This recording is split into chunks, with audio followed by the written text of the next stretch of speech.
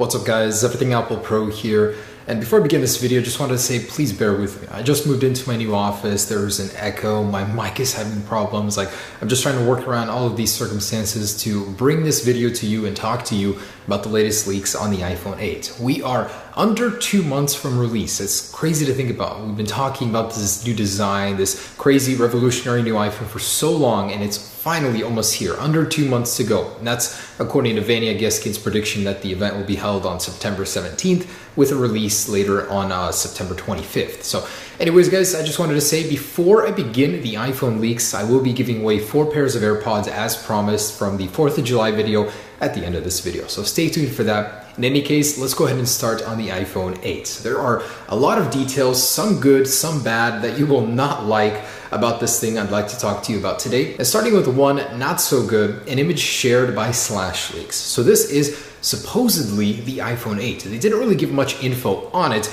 but it is a machined or milled out iPhone 8 shell, and we can make out several things from it. For one, it's that ugly design we did not want. It's the lazy one in my opinion, that Apple really was like, hey, this is our backup plan if the crazy all-out one doesn't work, so let's go ahead and use that one. Now we can note that the back is made entirely up of aluminum, so wireless charging is probably not going to be a thing if they go with this design, unless they use some sort of version that goes through metal, which would be very inefficient. Also, there is a Touch ID sensor on the back, which is good. I don't care that it's on the back of the phone. The Google Pixel works with it quite well. I'm just very glad that Apple kept the Touch ID on the iPhone. So it's not going to be replaced by facial recognition, well, at least according to this leak in any case. Also, it's a very blocky design, and the flash unit itself from the camera is not inside of the lens, it's below it, which is better, I think personally, because that way it would actually flash, possibly would refract into the lens and have some sort of glare there. So learning some curious things about this. Hopefully it is not this design. I'm really hoping this is not real, but who would go through all the effort to make a fake machined version? These things are expensive to make, believe it or not, like thousands and thousands of dollars to make the mold, to make it, even the piece to hold it, in any case, if you know anything about machining. So it'd be very difficult. There's no point of doing it. Why would they do it? Who knows? But I hope this isn't the real iPhone 8. Now, with just 2 months to spare before the release of the iPhone 8, Fast Company is reporting that Apple is in a panic regarding 2 software issues of the iPhone 8. They're saying that wireless charging and 3D facial recognition is just not syncing up, not working correctly, the software side of things. They say it is not a hardware issue, but making it communicate with the software side of things on the iPhone. So they're also confirming that Apple will likely not have wireless charging at launch. Later, just like John Gruber predicted, iOS 11.1 may unlock that wireless charging feature. But for now, wireless charging will just be advertised probably at the event. You just won't be able to get it. They're saying a source with knowledge of the situation says there is a panic in the air over at Apple. I mean, I would be panicking too if this product was supposed to be announced in 2 months and it's nowhere near software stability-wise being there. So hopefully they can figure that out. But really, just imagine how difficult it is with just 2 months to go. And this has actually been brought up to me several times. I personally thought about it. What if, this isn't a rumor or a leak or anything, this is just my personal thought.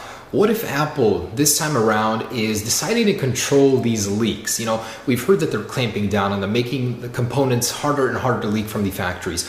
What if Apple is actually creating some of these rumors, some of these negative rumors that we don't like to hear about this bad design, just to keep expectations low? So that way when they come out with their crazy new display that wraps around, you know, all those things that we're saying now might not happen. What if all of the expectation, all that hype just goes way, way up because people weren't expecting it? You know, they're keeping expectations low, so when they release the product, people will just be dishing out money to get it. It's just a conspiracy theory here, but it's curious because Apple's really trying to get on top of all of these leaks. And what better way to do it than to manufacture your own fake ones? It's just a thought anyways, ignore that if you want. Also from the same source, they did say that they're struggling with the 3D module camera that's going to be on the front of the phone, you know, to replace Touch ID entirely. That supposedly is still happening, and without confirming what that feature is for, they're saying that they're struggling with this one software-wise as well. I mean, imagine, it has to be more secure than Touch ID. Of course they would be struggling with that feature. To get banks to replace Touch ID with this facial recognition system, it's going to have to be very secure, very accurate, and not easily faked like the Galaxy S8's version. So the very same source did actually comment what's going on with Touch ID right now. In my last two videos, we heard that Apple is going to be ditching that entirely in favor of facial recognition. And they're saying that Apple is still desperately trying to make it happen. It might not happen, but they are going to the end until deep summer, they're saying, to make it happen. But they only have a couple weeks left to see if that's a feasible thing to do. So they still want it to happen to place the Touch ID underneath the display. It would be crazy. It would, put the iPhone 8 above so many competitors. The awkward placement on the back wouldn't be an issue. It would be amazing. They're saying that it's still possible that Apple could add it. Even though we're right here where production is about to begin, they have 2 weeks left to figure out if it's going to be happening or not. Also from Fast Company, they're saying that the rear camera of the iPhone 8 will have a laser system embedded in it. So it will actually use laser autofocus, and using the same sensor it will use for AR capabilities. So Apple has been touting the whole augmented reality in iOS 11. They're building a big framework for it to enable future applications to use and all that. And they're going to be using an awesome new sensor to expand that capability. Now the AR side of things is pretty cool, but personally what I expect the most from this laser system is super sharp autofocus. Much like the Galaxies, they will be able to autofocus instantly from a subject far and near, especially when there's movement on the phone. It would help a lot. So lasers is the future for focus, and Fast Company thinks the iPhone will be getting it later this year. So we keep hearing about how Apple is going to be delaying the launch of the iPhone to November, October, far into the end of the year. But now a JP Morgan analyst is saying that Apple will still be launching the iPhone in September, but in very limited quantities. So not only limited quantities, a limited quantity, smaller than they expected earlier. They actually had an estimate before that there would be 9 million iPhone 8 units. Now that's shrunk to 2 million. Now they're saying there's a huge issue with manufacturing, with the Touch ID issue, with wireless charging, with the display, with making this crazy new design happen. So there's going to be such a small amount of iPhones that it will be literally going for double, I think. Scalpers market, for real. I hate it. The reality is though, if you want an iPhone early, the iPhone 8 later this year, you're probably going to have to pay near double. And just to give you a little perspective on how far behind Apple is on the manufacturing of the iPhone 8, they're actually leasing equipment to many companies. They're building tens of millions of dollars worth of equipment, giving it to these companies that have very little experience in making parts for the iPhone, just to get it made. Now the issue is the flexible printed circuit boards for the iPhone 8. Because Apple is going to be using the stacked logic board to make room for the huge L-shaped battery inside of the iPhone 8, it's going to be an issue making them. So they want to give these tools to as many companies as possible to ensure that we get some sort of stock at the beginning. Also from this JP Morgan analyst, he's saying that the iPhone 8 will be priced at a reasonable $1,100. So we started from about $1,000 earlier in this year, we went up to $1,500. Now this analyst is saying about $1,100. He says it's a very important pricing strategy that Apple prices it above the iPhone 7s and the rest of the lineup, because this iPhone, he says, is going to be refreshed only every 2 years. I haven't heard that anywhere before. It's kind of curious.